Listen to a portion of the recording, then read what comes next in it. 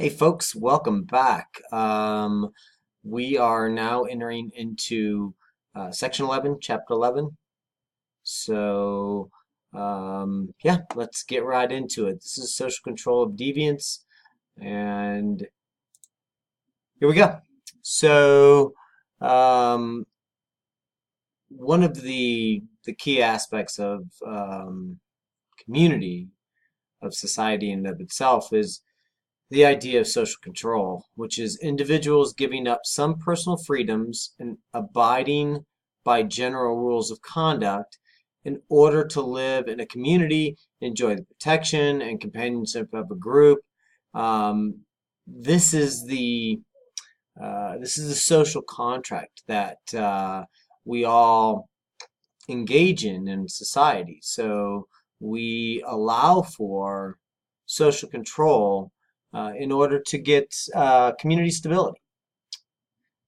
Social controls can be formal or informal. Of course, formal controls of formal controls are things like hospitalization. So if you're having a medical problem, or let's say you're having a problem with alcohol abuse, you might be hospitalized. Rehabilitation, of course, this could be criminal or it could be um, addiction-oriented rehabilitation. Of course, the criminal justice system is a formal social control. Informal controls, they're implemented by our peer groups, our family members, our community groups. It's that informal pushback against bad behaviors, if you will. An ostracization of you from a group because you didn't adhere to the rules and regulations that govern that group. But it's not illegal per se, it's just against the social norms. The idea of medicalization of deviant behavior has become more popular over time. Medical definitions are important in what is deemed deviant and how such behavior should be managed. We've talked about this previously. Medicalization is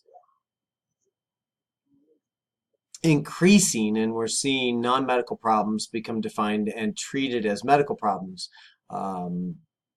What could have been in the past a drinking problem is now considered and labeled alcoholism. And one can be checked into a hospital to treat that illness. Medicalized deviant behaviors like mental illness, hyperactivity in children, alcoholism, homosexuality, eating disorders, compulsive gambling, and addiction. These are all problems that have not been in the past always considered medical problems, but as we move further into the 21st century, we see more and more problems being medicalized, and medical solutions, whether it's pharmaceutical drugs or treatment and rehabilitation, as solutions to these problems. We have to remember that these medical problems are very much in line with the social construction of deviance. They change over time, and they're essentially made up by humans who either agree to or do not agree to defining these issues in this new medicalized way. And we have to remember that deviance changes over time and space. So these issues will change in the future as well. An example of medicalization of deviant behavior is given to us by Daphne Sholinsky's memoir, The Last Time I Wore a Dress. This provides a good example of the medicalization of deviant behavior. This woman spent most of her adolescent years in a series of mental hospitals because she had a hard time accepting the stereotypical status quo gender norms that were being placed upon her. She was diagnosed with gender identity disorder. She was diagnosed by a doctor in 3rd grade, and then she was hospitalized from the ages of 14 to 18, consistently barraged with girly lessons, as she puts it. And we have to remember that the medicalized diagnosis and treatment of her behavior ultimately undermines her sense of self-efficacy. So even though she feels a certain way, she constructs herself and her identity in a gender non-specific way. She's getting pushback from the medical community that is defining her as deviant. She was quoted as saying, "He said what this means is you are not an appropriate female. You don't act the way a female is supposed to act. And that in and of itself is deviant."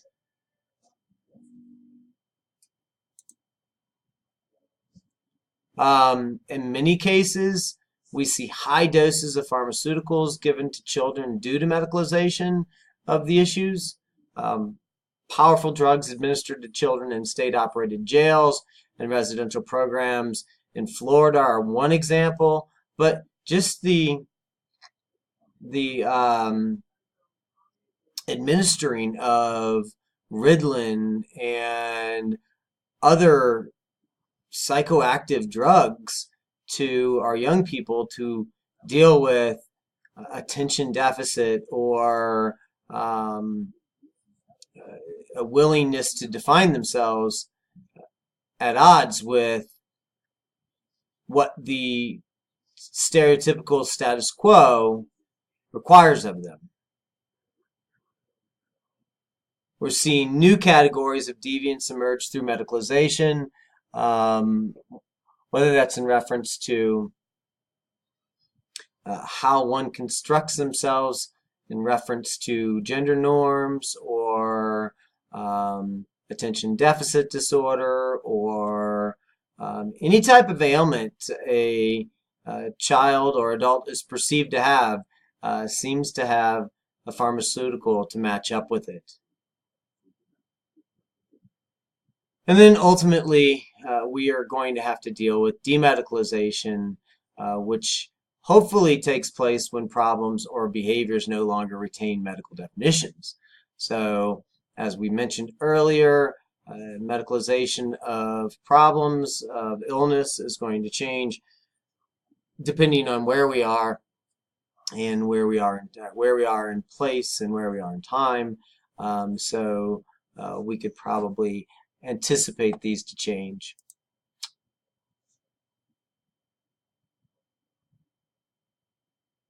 Policing and supervision and the impact of incarceration. This is another form of social control. Beckett and Herbert talk about this in their 2010 research and book on Banished. They illustrate that city laws and ordinances control where and how populations can congregate.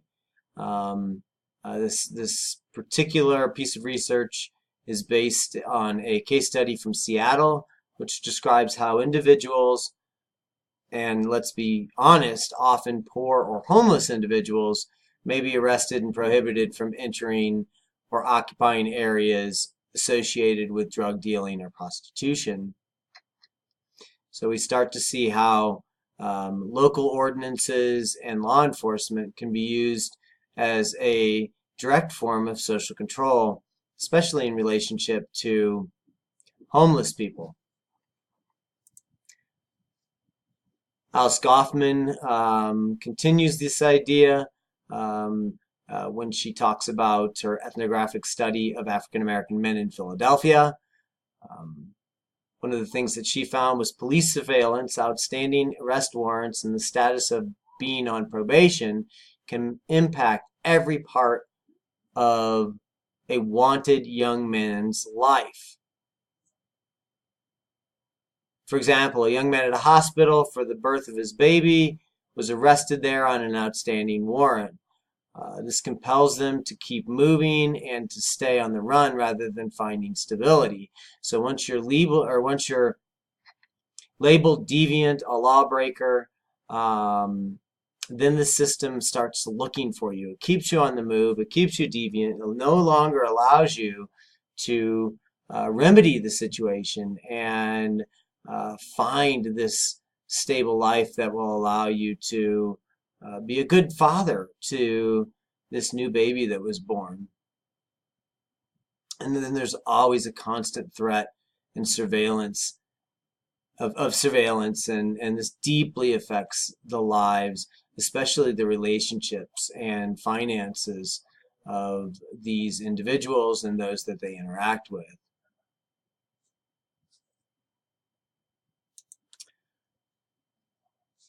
Clear discusses how communities that are burdened by high incarceration rates become prison places. In essence, the impact of the imprisoned population contributes to social disorganization.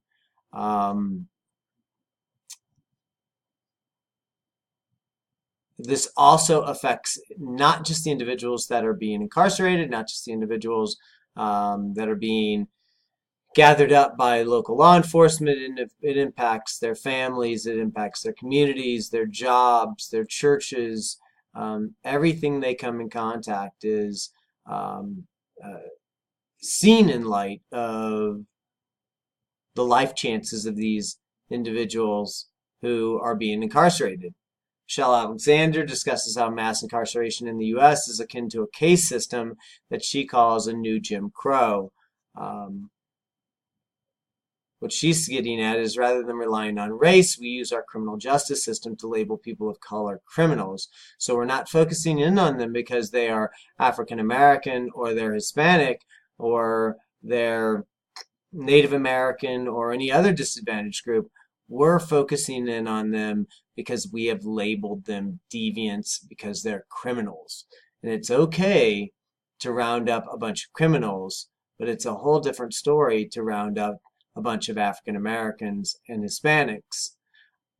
But if we call them criminals, all of a sudden people turn a blind eye. Something else that we have to deal with here is total institutions. Total institutions are the most severe forms of social control. Things like prisons, jails, juvenile correctional facilities, mental hospitals, the military, boot camp, total institution.